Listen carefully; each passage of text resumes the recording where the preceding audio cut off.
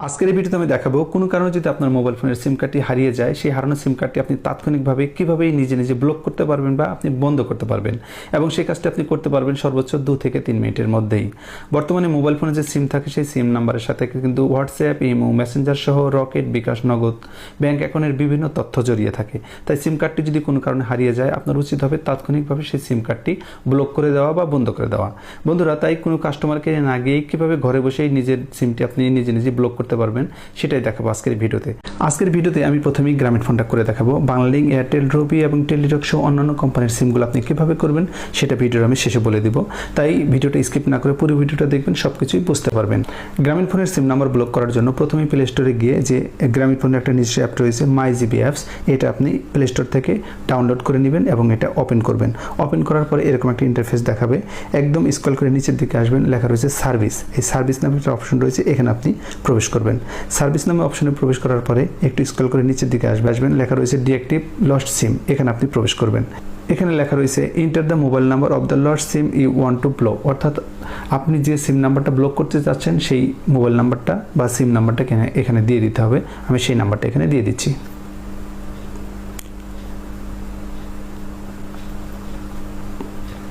সিম নাম্বারটা দেওয়ার পর নিচের দিকে কন্টিনিউ লেখা রয়েছে, কন্টিনিউর উপরে একটা ক্লিক করে দিবেন। তারপর দেখেন এখানে একটা নতুন ইন্টারফেস আসছে, লেখা রয়েছে enter the NID number and date of birth of the lost SIM user, অর্থাৎ যে সিম নাম্বারটা আপনি ব্লক করতে যাচ্ছেন সেই সিমটি যে এনআইডি দিয়ে তোলা হয়েছিল সেই এনআইডি নাম্বারটা কিন্তু এখানে দিতে হবে।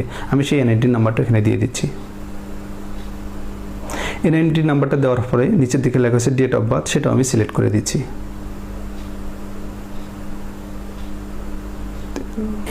সিম নাম্বার এবং ডেট অফ বার্থ সিলেক্ট করার পরে নিচের দিকে লেখা রয়েছে কন্টিনিউভাবে ক্লিক করে দিচ্ছি।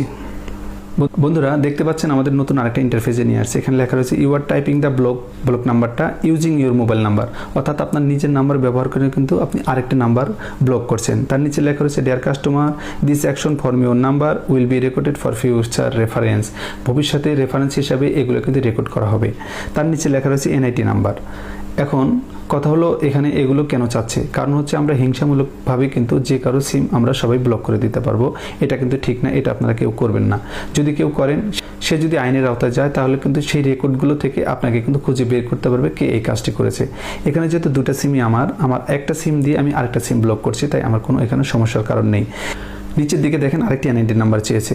আপনারা তো খেয়াল করেছেন প্রথমে যে এনআইডি নাম্বার আমি দিয়েছি সেটা হচ্ছে যে সিমটা আমার হারিয়ে গেছে সেই সিমের এনআইডি নাম্বারটা দিয়েছি। এখন আমি যে সিম দিয়ে আগের সিমটিকে ব্লক করছি সেই এনআইডি নাম্বারটা দিতে হবে, অর্থাৎ যে এই মোবাইল নাম্বারে যে সিমটা রয়েছে সেই সিমের এনআইডি নাম্বারটা দিতে হবে, সেটাও আমি দিয়ে দিচ্ছি।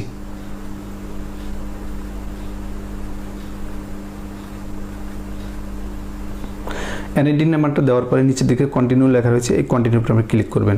বন্ধুরা, আমাদের নতুন আরেকটা ইন্টারফেসে নিয়ে আসছে। এখানে লেখা রয়েছে are you sure want to block, আমরা কি ব্লক করতে চাচ্ছি? যদি আমরা ব্লক করতে চাই তাহলে এই নিচের দিকে যে ব্লক লেখা রয়েছে ব্লকের উপর আপনি ক্লিক করবেন। আর যদি এখন আপনি সিদ্ধান্ত নেন যে আমি ব্লক করবেন না, তাহলে গো ব্যাক লেখা রয়েছে, এই গো ব্যাকের উপর আপনি ক্লিক করবেন। আমি যেহেতু ব্লক করতে চাচ্ছি তাই ওয়ান্ট টু ব্লক, এই ব্লকের উপর আমি একটা ক্লিক করে দিলাম। দেখেন এবার নতুন একটা ইন্টারফেস আসছে, এখানে লেখা আছে সাকসেস। বন্ধুরা, এই সিমটা কিন্তু সাকসেসফুল ভাবে ব্লক হয়ে গেল, অর্থাৎ এই সিমটা আর কেউ ব্যবহার করতে পারবে না।